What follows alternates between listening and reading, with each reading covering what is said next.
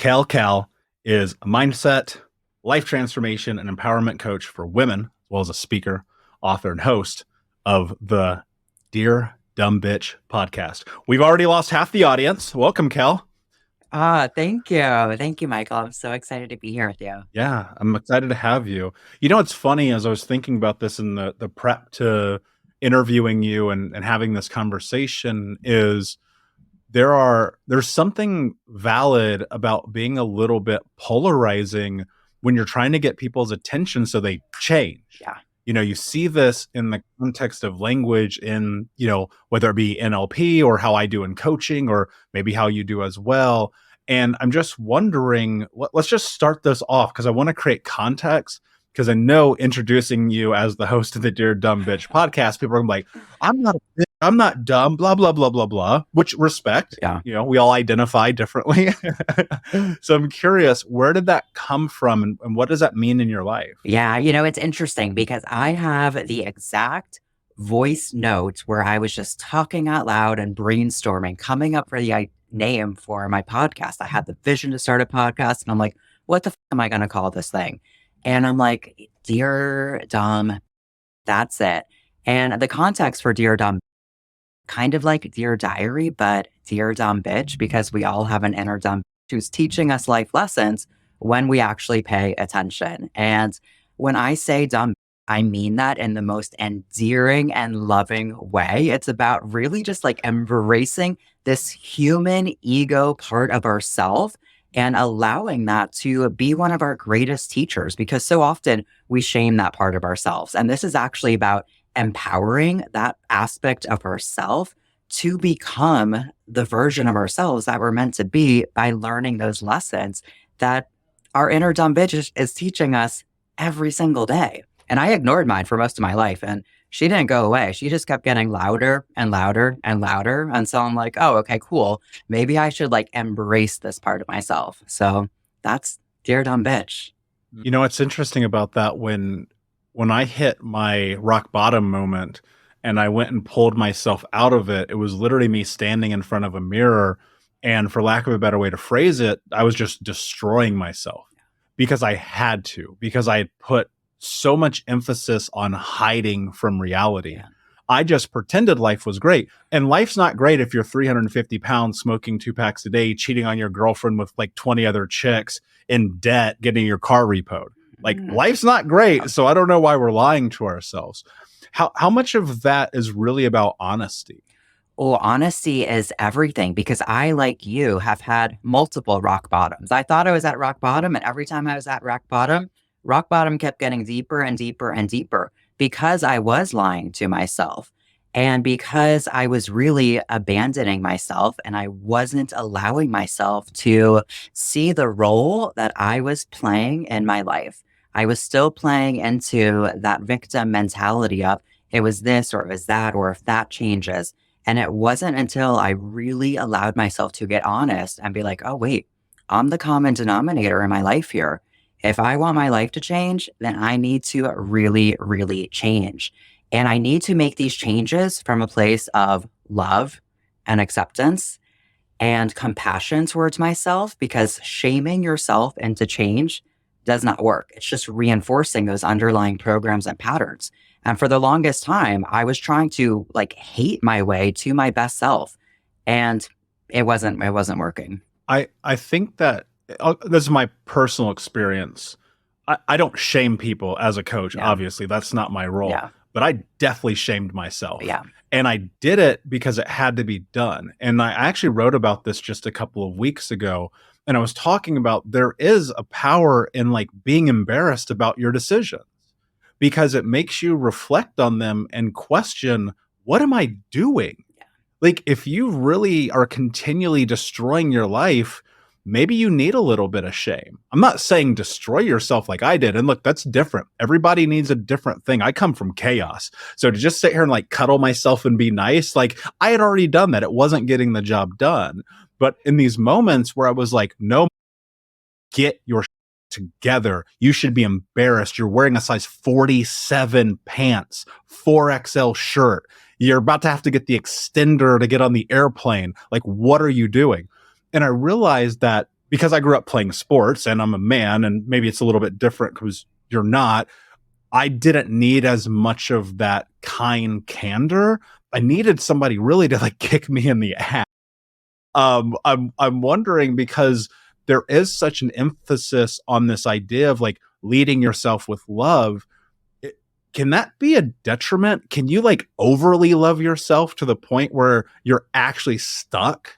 Yeah. And it's for me, I feel like it really is this balance of being honest with yourself and not sugarcoating. And sometimes you need to just like have that real honest heart to heart with yourself. Like, what the, like, what's happening here? Like, look at the reality that you have created. And also having that place of love where it's like, okay, cool. I created this. I can love the parts of myself that created this, and I can love myself enough to make the changes that are necessary to create the reality that I desire, to create the reality that I deserve. And, for me within my coaching as well, like I'm not going to sugarcoat. Like that doesn't serve my clients. And when we sugarcoat to ourselves, that doesn't serve us either. Sugar just gives you cavities. It makes you fat. It's not actually Mm. creating the life that you desire.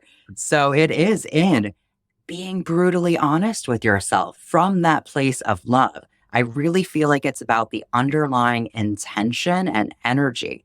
And sometimes having those really honest conversations with yourself is the most difficult thing to do, but it's also the most loving thing to do. And I want to go deep into this. Yeah. I wrote this note just now. Sugar gives you cavities. I love that. I'm probably just going to steal it from you.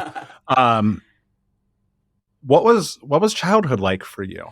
I look at it and I take consideration of all of our experiences are the top are today are the sum total of everything we've ever been through. Yeah. Whether we like it or not, nature versus nurture, our experiences shape us into who we are, even our traumatic rock bottom moments. And so what was growing up like? What was childhood for you? Yeah, it's interesting because I had no awareness of childhood trauma, the inner child relationship, any of that until I began my own personal journey of self love and self discovery, AKA the healing journey after leaving an emotionally abusive and toxic marriage and just restarting my life in every possible way.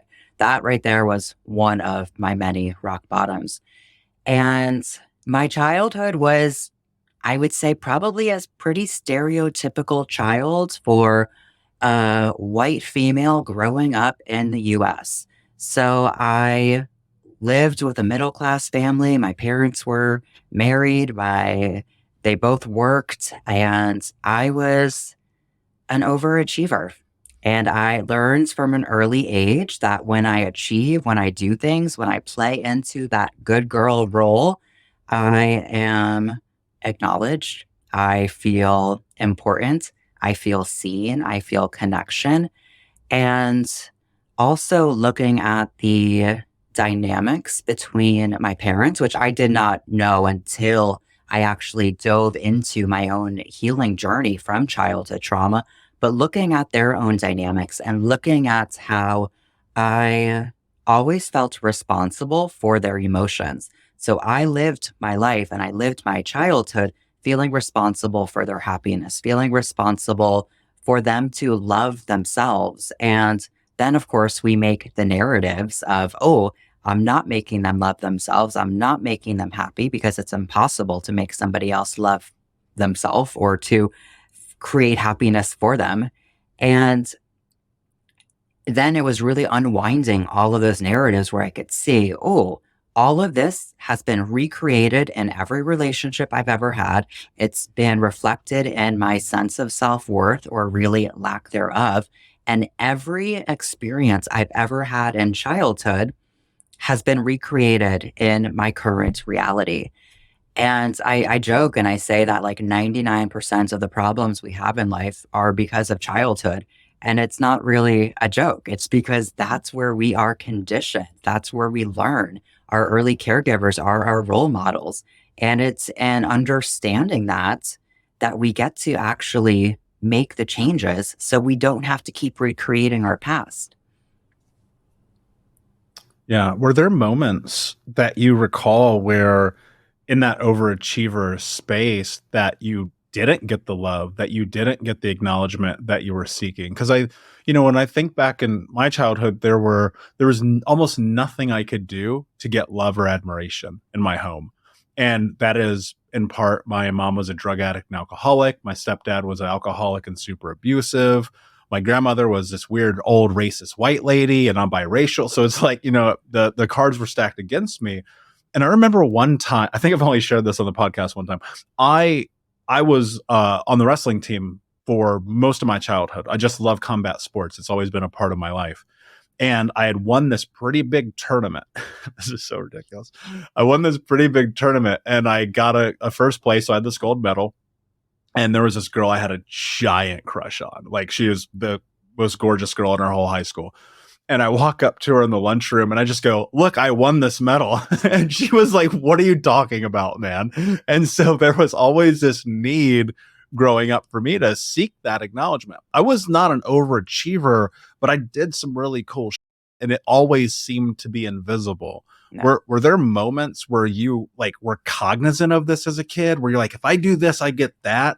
Was there specific things that happened? Yeah, I would say it was actually more of like the opposite scenario. So if I didn't get a good grade, if I didn't get straight A's, it wasn't like my parents were like, "What the is wrong with you?" But that was just always like the unspoken expectation. And especially as a teenager, where teenagers have this rebellious phase, at least I did. And whenever I did something that went against what my parents believed I should be doing or what my parents' standards were, seeing the repercussions of that and feeling the effects when I made a perceived mistake, that was more reinforcing for these patterns of perfectionism, these patterns of people pleasing than the opposite.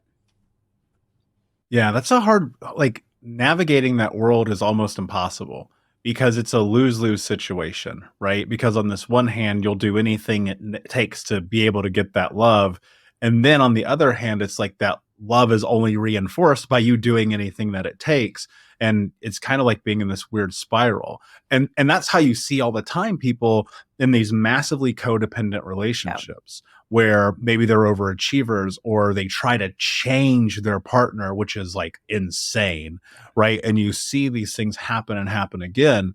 And it leads you down this path where in my life, I would do anything that it took to get love from anybody who was willing to give it to me. Yeah. And that meant a whole series of just some of the worst decisions a human could make, especially when it comes to intimacy and love and connection. And it was almost like the thriving in the chaos was the thing that made me feel loved and valued. Yeah. You talked about stepping into like really this aftermath of beginning a healing journey through this relationship, this marriage that you had. What was that like? Paint us a picture, and the reason I'm asking you this question is because I know there are people who are listening right now who they might be in a really bad relationship and they need to get out. They need to make a decision to walk away, but maybe this is the one thing that they're holding on to. So what was happening in that relationship and what ultimately became the pivot for you? Yeah. So I thought I was living my dream life. My life looked amazing from the outside. I lived in this beautiful home that I remodeled to perfection. It was paid off. I lived in sunny South Florida. I drove a Porsche. I had six-pack abs. I had a successful business. My husband at the time was my business partner, and my life looked really, really good. And I was miserable, miserable. I knew the marriage was not healthy. I did not realize how toxic and abusive it was at the time, mostly because I was still so blind to my own patterns and conditioning. And also with the gaslighting and the manipulation and the abuse, I was conditioned to doubt myself, and I doubted myself before. I was very, very disconnected from myself, and I just knew I could not keep living that life. So on December 16th, 2017, that is the day my intuition took over. I had no plans of telling the then abusive, now ex husband that I wanted a divorce. But that was the day that I began to unwind everything. Now, I did not commit to leaving at that point in time, and things didn't get better. Shocking, I'm sure. Everything I had experienced over the years, the abuse, the control, the isolation, the manipulation, it just amplified until I literally felt like I was drowning and I had to escape my life immediately. So I got permission to take what was supposed to be a 2 week trip to Washington. And just a side note, if you feel like you need permission to live your life, if you feel like you need permission to make a decision, then that's a major red flag right there. You're not living your life, you're living somebody else's life. But that was where I was at. So I got permission to take this trip, and from the second I got to the airport, I knew there was no way I could ever go back. And it was on that 2 week trip that I made the decision I knew in my heart and soul I needed to make, which was not only to leave the marriage, but to move across the country and restart my life. So after the 2 weeks, I flew back to Florida. I was locked out of my dream house. I had to go in and like pack up my garbage bags. I then filed for divorce. I went broke overnight after the ex husband now withdrew every penny from her joint account. So then I returned my Porsche. And 2 days later, I was on a flight back to Washington. And I'm like, all right, I guess I live here now. Like, let's do this. I had a suitcase and a dream of a different vision for myself. And I was determined that that was not going to be the worst thing that ever happened to me. And that somehow it would be the catalyst to become this second chance in life and the greatest thing that ever happened to me. And I can now say with 100% certainty, it absolutely was. But at that point in time, I was not prepared for the aftermath. I literally thought it would be as simple as moving across the country to restart my life in every possible way and being broke and technically homeless and living with my sister, who also lived in Washington. I was not prepared. I did not understand the trauma that I had experienced in the relationship. And subsequently, I was not aware of the trauma I had experienced that led me to that relationship in the first place. So that was where the journey really began. Yeah, and so much of that is connecting the dots, right? I go and look back at some of the relationships I had, and luckily, I never was in a physically abusive relationship. Though I did have an ex smack this at me one time. I did deserve that. I would have smacked me too, all thoughts considered. But they were always like emotionally abusive. Yeah. We would say the meanest things. Yeah. I could not imagine saying some of the things that we said to each other to any human being today. Right now, that involves a lot of healing and a lot of this journey. I want to talk about this because I think it's really important. There are words that are buzzwords right now. They get thrown around all the time. Toxic, narcissistic, abusive. And people will often throw these words around just because they are in a disagreement, or maybe because they don't see the same way that another person does. And it's getting a little bit dangerous, right? I'm curious, like, whatever you're comfortable with, and we don't have to go in this, but I think it's really important, especially for the people listening. What did when you think about toxic, abusive, manipulative, those words that you used, what does that look like in that kind of relationship? Maybe not even necessarily yours particularly, but I think it'll be a benefit to describe what these can look like in a relationship.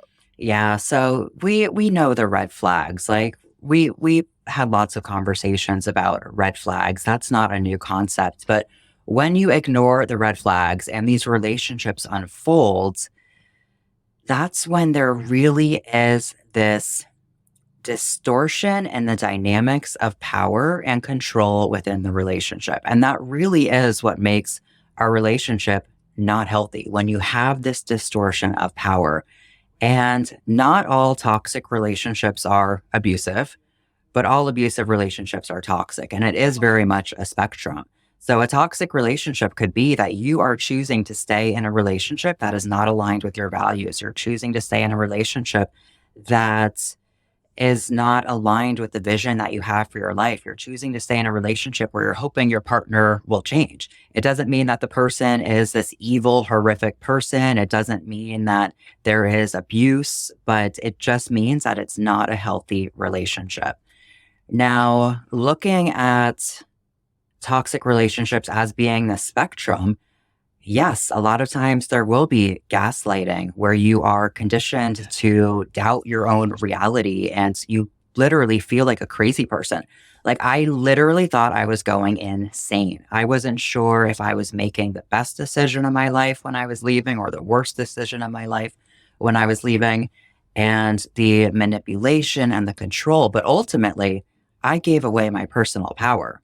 I didn't even realize I had any power in the relationship. And I thought I was responsible for the emotions of another person. And I thought that if I could love them enough, they would love themselves. So I was living my life basically just serving my personal power up on a silver platter to someone who desperately wanted that. So it became this perfect storm. And there's so much talk now about like narcissists and narcissistic relationships and narcissistic abuse. And there's like this epidemic of narcissists. And first of all, we do not decide if somebody is a narcissist. Like, that's an actual like clinical diagnosis. It is a very underdiagnosed condition because most of the time someone who does have a narcissistic personality disorder is not going to the psychiatrist to get that diagnosis, because part of the factors of narcissism is it's everybody else's fault. But that being said, I don't believe that we have this society of narcissists. I feel like we have a society of people with unhealed trauma. And yes, it presents as that, but hurt people hurt people. And I was hurt in the relationship also. I played a role as well. It takes two to tango. And it wasn't until I allowed myself to get really honest and recognize the role that I played in the relationship, the patterns of codependency I had, and everything that I was bringing, that I was truly able to heal. Because for the longest time, I was a victim. It was poor me. I was abused. I was experiencing emotional abuse. I was manipulated. I was controlled. I walked on eggshells. There was all of these unspoken rules in the relationship. And it wasn't until I realized the role that I played that true healing occurred. And we make ourselves victims and we continue to play into that victim consciousness when it's like, this happened to me. And really, the partner I had was the perfect partner. He was mirroring my own beliefs. He was mirroring my subconscious patterns. He was the greatest teacher I ever had. And I have so much appreciation for this now because those were the lessons I needed to learn. And when we have this experience of being in a toxic relationship or an abusive relationship, when we have the awareness of it, it really, really is this calling and this invitation from our soul that it's time to evolve. It's time to see the patterns. It's time to see our own role in the circumstances of our life. And I also truly believe that it's part of our soul's contract. Like, our soul creates contracts, and the experience of being in a toxic relationship, like, your soul chose that because it's providing you the opportunity to learn the lessons that you need for your own evolution. And we as humans like to resist those lessons, but those are the lessons that allow us to evolve, to step into that next level of ourselves, to strip away the patterns and programming and all that we're not, so that we can become more of all that we are. I love that you have taken responsibility for your decisions. And what do I mean by that? Whenever I'm speaking with someone and they are willing to accept the role that they play, I know with certainty they've done the work. Because at first you're like, nope, this is their fault. This is all on them. There's no way that I could ever have been wrong, right? And then it's like, well, actually, it's not necessarily about right or wrong. It's about what role did you play? And I love that you said that that partnership was mirroring, and they really are. Like, you heal. What's so interesting about the dynamics of relationships when you have this need to be seen by another human being. It's really a need to see Yeah. yourself. And that mirroring, what that does is it presents with you for you an opportunity to really show up and do the work. Yeah. And even though it's incredibly, unbelievably uncomfortable, the only reason that I know with certainty I'm here today and that I live the life that I live, that I date the people I date, that I have the relationships with friends and business and in my communities that I have is because of like these moments of deep reflection of being across from someone, whether interpersonally or intimately, and just being like, man, there is something that drives me crazy about this person. What is my role in Yeah. that? Man, there's something about this person that just they get under my skin. Why? And one of the biggest lessons I've learned in the last 14 years of my healing journey, almost 14 years, which is incredible, is to think about my thoughts and to just take a step back and be like, why does this person do this to me? And if you're not willing to do that, like you can't be helped. And I know that's so hard for people to hear. And I've interviewed incredible human beings, both male and female, who have been on this show who have left abusive relationships. And they always acknowledge their responsibility. What did it really take to you? What did it really take for you to get to that place where you could acknowledge your role in this? Yeah. So it actually was another rock bottom in the form of COVID, where my greatest fear came true. And that was I was forced to be alone with myself. And at Terrifying. at the time, and that was terrifying, especially when all of the distractions that I was using to avoid and escape myself because I was still carrying a tremendous amount of trauma were removed.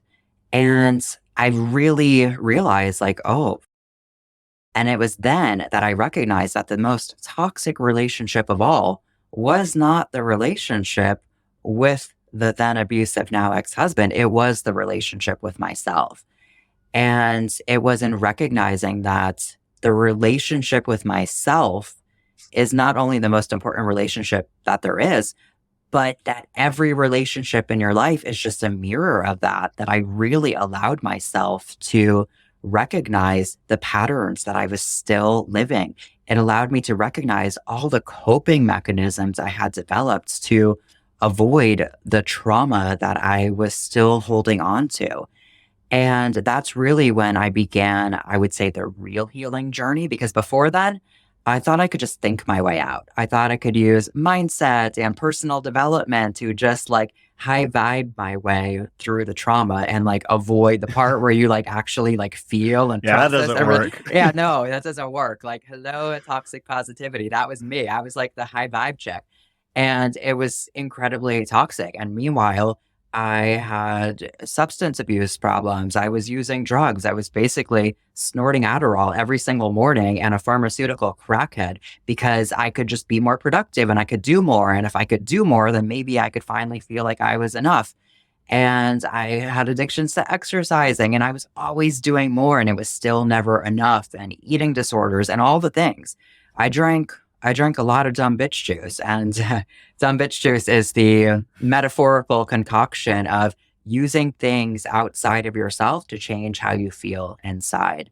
And it wasn't until I allowed myself to just pause, and COVID was that pause, and to stop running and hiding from myself and allow myself to have the courage to like peek beneath the covers of what I was really hiding from and see all that was still there, see the trauma, see the parts of myself that were carrying so much shame and pain, and tracing that back all the way to childhood, that I actually began the real healing and reconnecting with my body and using somatic practices and real, like true deep healing tools, that I was able to actually start to experience the internal shifts that were necessary to change my external reality. And it was within transforming the relationship with myself that my life began to transform in a true, genuine way. Not just like, oh, it looks good on the outside again, but inside I still feel like I still feel like I'm not enough. I still feel all this pain and shame. But I actually began to experience love and compassion and inner peace and to not have panic attacks every single day. And it was a different experience in life. But it wasn't until I began to do that deep, deep inner healing work. I actually, one, I appreciate you sharing that. And I reflect a lot in that. Luckily for me, I had that experience much earlier. When I was 30, I moved to Portland, Oregon, and Mm, I was single for the first time in since I was like 16. And for years, I was just alone. And I forced myself in the discomfort of it. I mean, I would date here and there and maybe meet somebody, but I was in no relationships. And I kept realizing, like, why do I keep attracting these same women? Well, because you are what you attract. And I'm like, well, there's nothing wrong with these women. It's just that they're vibrating at a frequency that I no longer want to vibrate at. And so I'm sitting here in connection with them, and this was my friends group too. I'm like, why are these people the opposite of what I want right now?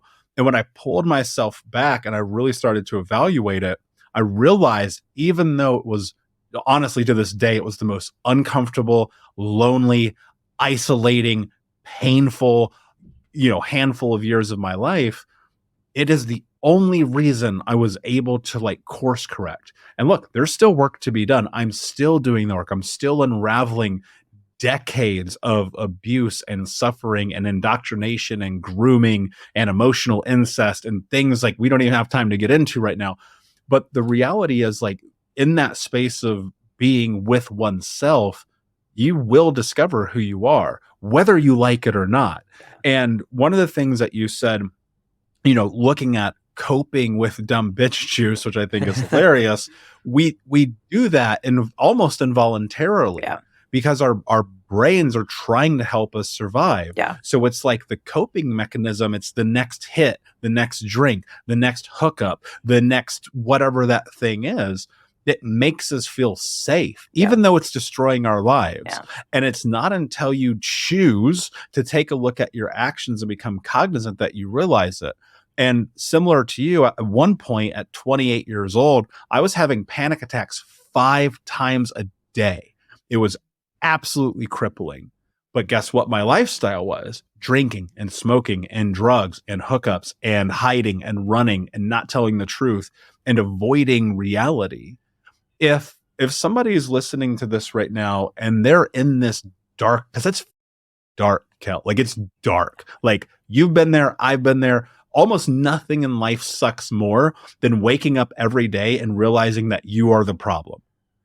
Where do you begin the healing journey? You talk about these experiences and these rock bottoms and falling back into it, but where do you really truly start? Like, if I'm like, I've left this relationship or I'm in this relationship and I have all these addictive behaviors and I keep dating the same people, my health, wealth, relationships are a disaster.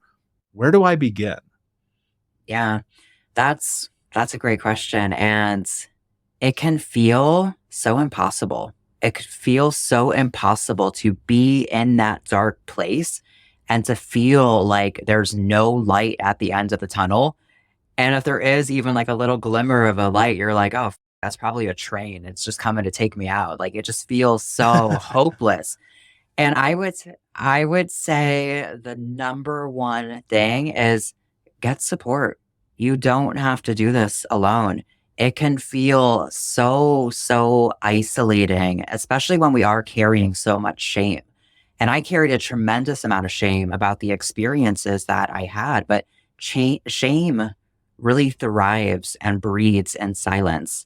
And shame, I don't believe is an emotion. I believe shame is a pattern, it's a program that is designed to keep us stuck and to limit us.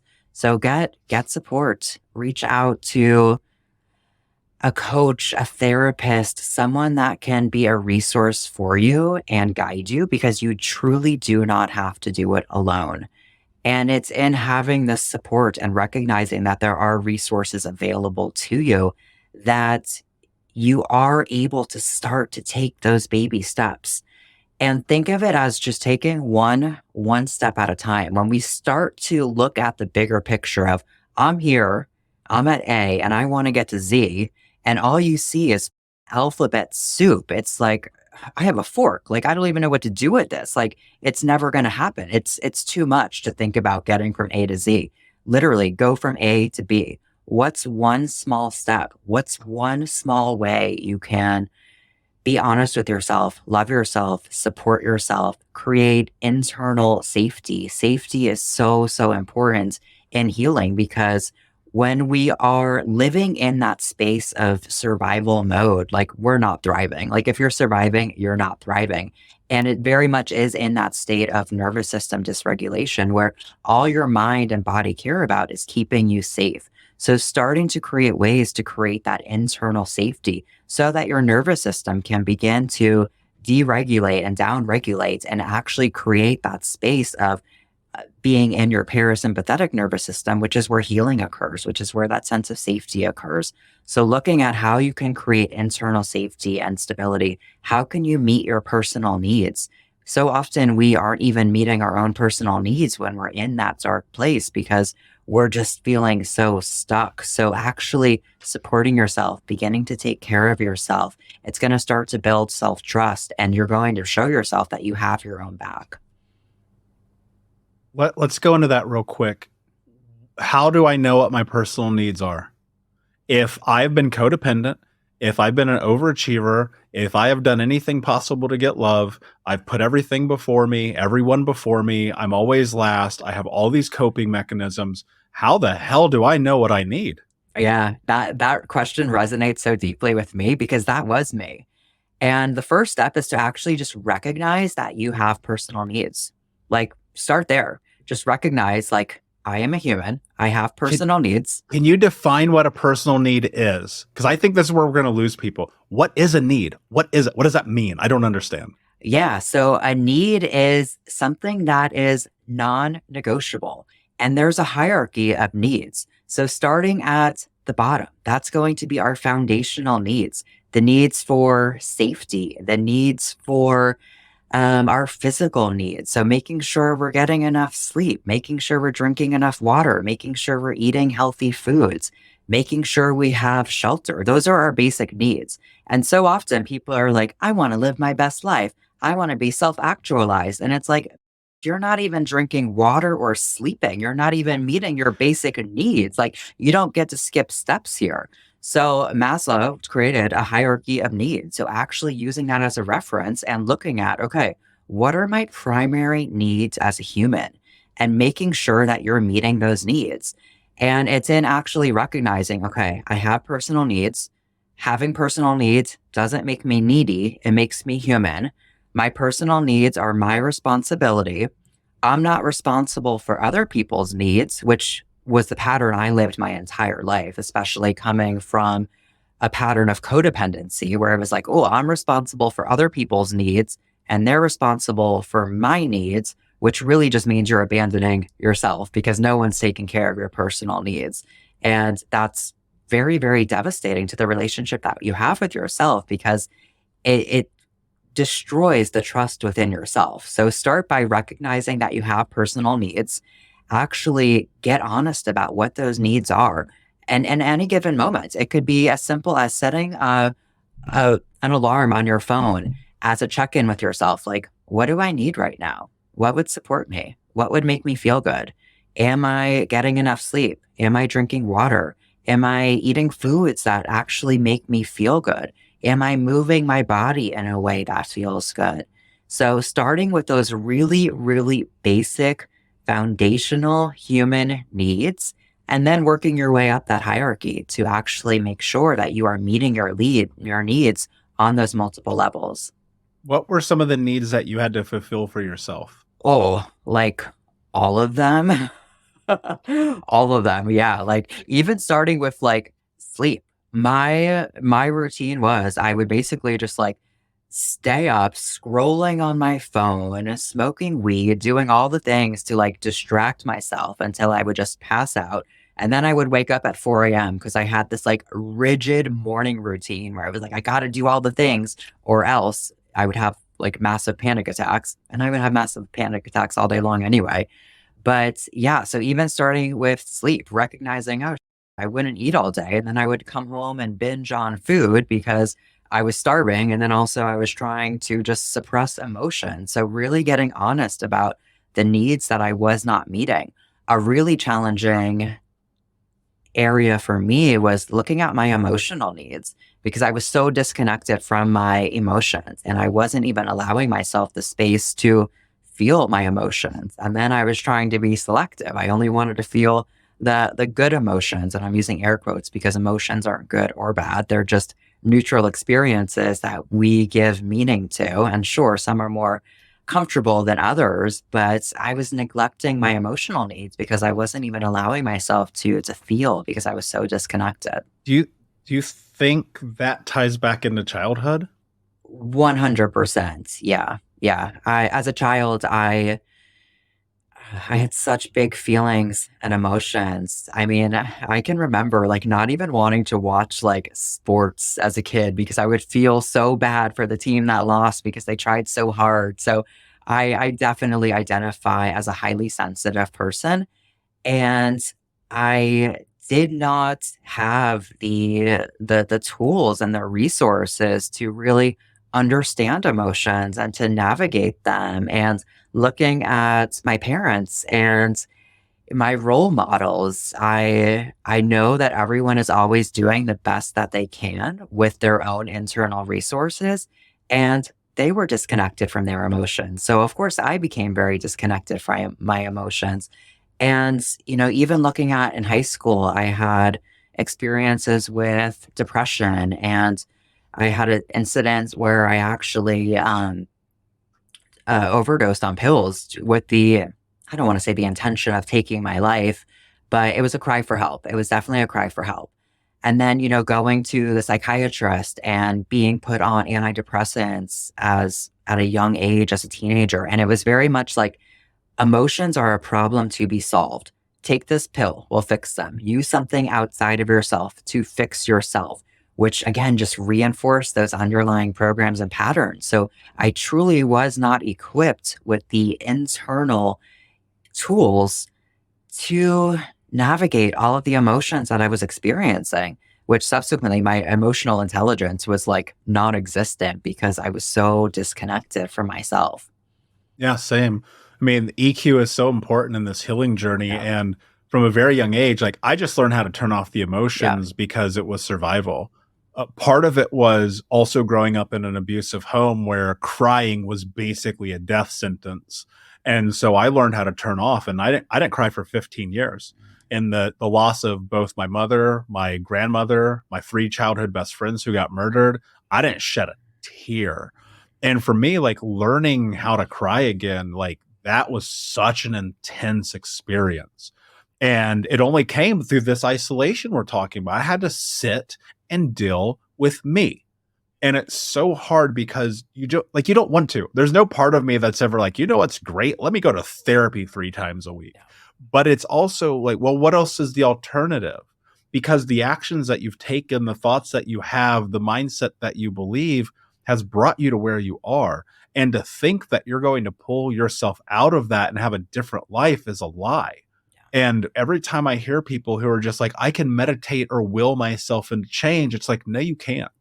No human in history has ever changed their life by themselves. It just doesn't work that way. And I want to empower people to have the willingness to ask for help, because like I see you and what you do now, and you've had this incredible energetic shift where it goes from you have no self-worth and what you do is tied externally, your appearance, your relationship, the car you drive, to now you live a very different lifestyle, right? It is internal validation, it is internal self-worth. And I resonate with that in so many ways, because instead of $500 dinners and $100,000 cars and fancy clothes, I'm like, can I just connect with somebody on a real valid human level? But most importantly, can I just understand that nothing in the world will ever bring, it's so interesting. I was just talking about this. Nothing in the world will ever bring you worth other than the mirror. How did you develop your self-worth and move away from all of these external things that you were trying to get validation from? Like, what was that process? Yeah, and it really was the byproduct of doing the inner work to understand the programs and patterns that I was living and healing from childhood trauma and recognizing that we have these parts of ourself and these parts of ourself develop these coping mechanisms and patterns. And we are conditioned to look for our self-worth outside of ourselves. And you will never see your self-worth if you're trying to use your external circumstances to reflect it. And it becomes this external seeking and searching, and it drains your personal power. It literally is draining your own life force energy. And it's in just allowing yourself to notice, like, okay, what am I using to define my personal sense of self-worth? Is it my car? Is it the shoes? Is it my appearance? I mean, there was a point in my life where I recognized I can't even go out in public without putting on a full face of makeup because my sense of self-worth and my identity was so attached to my appearance and how I looked. And it was in recognizing the ways that I was using things external of myself to see my self-worth and anchoring in on my values. Well, what's actually important to me? Where is like what is self-worth? And recognizing like in this very moment, exactly as you are innately worthy. Like think about a baby. When a baby is born, a baby cries. People come over. It's the cutest thing. People come over to visit the baby. All the baby does is eat, sleep, and and it's like, oh, this baby is this gift. And that is the truth. So it really is this matter of like stripping away and unbecoming and just remembering who the you are. Like you are worthy of all the best things in life. But life doesn't give you what you deserve. Life gives you what you tolerate. And what you tolerate is a reflection of your standards and what you believe about yourself. And it's in getting honest with yourself and recognizing where you are settling for less than you deserve, where you are looking for things outside of yourself to validate yourself. Where are you prioritizing external validation over internal self acceptance? And so often we say, oh, we have this fear of rejection, right? The person that we are most afraid of the rejection from is actually ourselves. And it's in accepting ourselves, accepting all the parts of ourselves, and understanding that no part of you is an accident. Every aspect of yourself, every pattern, every program, your appearance, all the way down to your pinky toe was decided by your soul. And all of this is what makes you you. And it's in learning and accepting these parts of yourself and recognizing where you are outsourcing that personal power that allows you to reconnect with your self-worth and to reconnect with the truth of who you are. But it requires honesty, it requires commitment, it requires you to choose yourself, not just once, but in every single moment. And in every single moment, to let that be a portal to see, oh, what is my external reality reflecting? What is that showing about myself? And how can I truly just love and accept myself more in these moments, even if it means getting honest with myself about the role that I'm playing in my life and what's being reflected back at me? That's true wisdom. I mean, it really is. And there's a lot to be taken from that. And I mean, I would have probably given very much the same answer, especially growing up a boy who learned how to be codependent, who was emotionally enmeshed, who was groomed into really a very feminine energy and having to figure out, like, in becoming a healed man, becoming a healed masculine human being, becoming this person who is constantly on the journey. Because trust me, it's like everything that you just said is how I got here. And it is so much about putting yourself first. And the willingness to do so is going back to this thing about shame. So here's the dichotomy of shame in the way that I believe that it can be used as like this really interesting pillar to create change, especially if you're where I were, if you are where I was. that shame can often be a catapult. On the other side of it, this is the juxtaposition. People feel shame about putting themselves first. That is indoctrination, that is lies, that is grooming. And what I will hope people will take away from everything that you just said is recognizing that you should not feel shame about being you. You should not feel shame about whether or not you are able to be the person that you know you're capable of being, because life is very long and you're probably not there yet, right? And more so, can you not feel shame about saying no? Right? The codependent's favorite jug is yes. And it's like, how do we get you away from that? And it's really about this idea of understanding your worth. You are worthy. You deserve everything you want in life. However, and this is the part people don't want to hear, this is the little secret, you got to be disciplined. You have to show up. You have to be honest. You have to execute. And nobody cares if you do it or not. And that is the hardest part about this journey.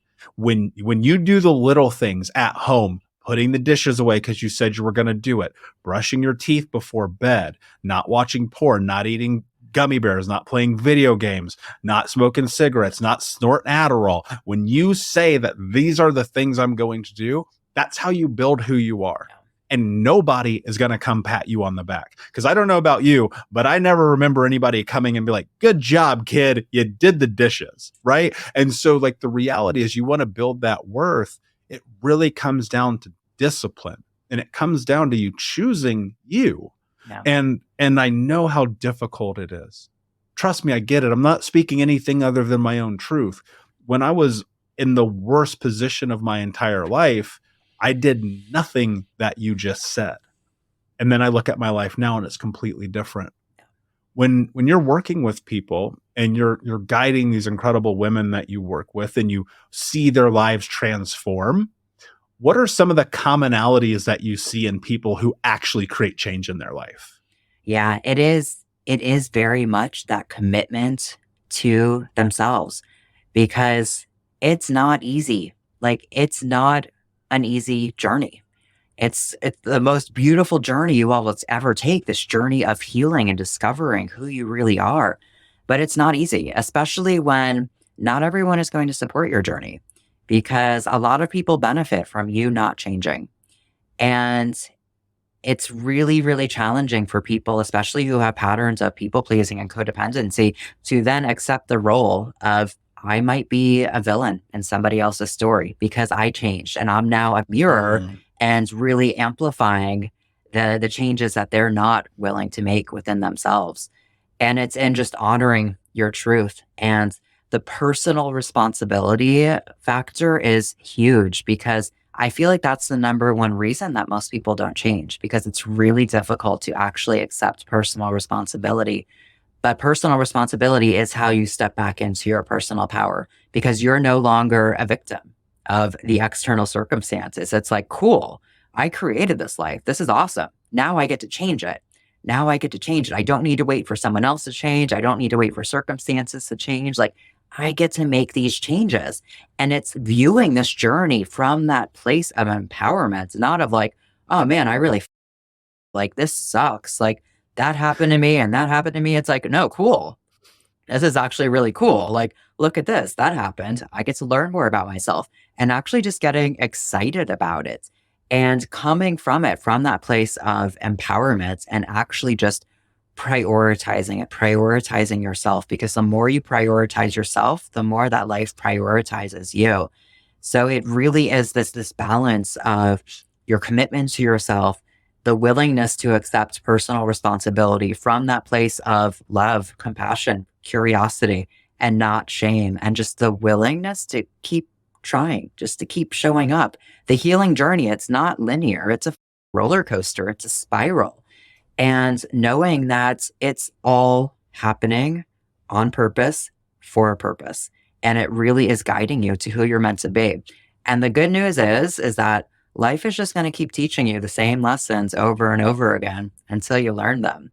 Life is really just a classroom, and it's like, cool, okay, I'm in grade, I don't know, let's just say I'm in 8th grade. I want to get to 9th grade. Well, there are lessons that I need to learn, and there's going to be tests. And when we pass those tests, we get those energetic upgrades. And then it's like, I'm no longer available for that. But until we actually learn the lessons that life is teaching us, we're going to keep repeating the past. And there's really only two options in life. It's so simple that we complicate it. You can either repeat or you can evolve. And evolving and actually learning the lessons that life is teaching you is the journey of spirituality. It's the journey of discovering who you are. It's the journey of stepping into your full potential and discovering your own unique gifts that you're here to share with the world. And the world needs you. Like the world needs you to be you. The world needs you to heal. The world needs you to actually become who you're meant to be. So that way we can shift the consciousness of humanity and collectively expand and evolve together. Yeah, I agree with that. And the truth is, what the world may need from you may not be being a celebrity or a podcaster or writing books or speaking or coaching. It may just be showing up in the truest, most authentic version of you. Yeah. And this is the same reason why when you really connect with someone, it's because you have authenticity. It's because you're not lying. It's because you're not bullshitting.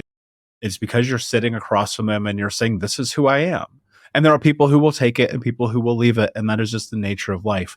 But the most important thing is that when you look in the mirror, you are okay with the reflection.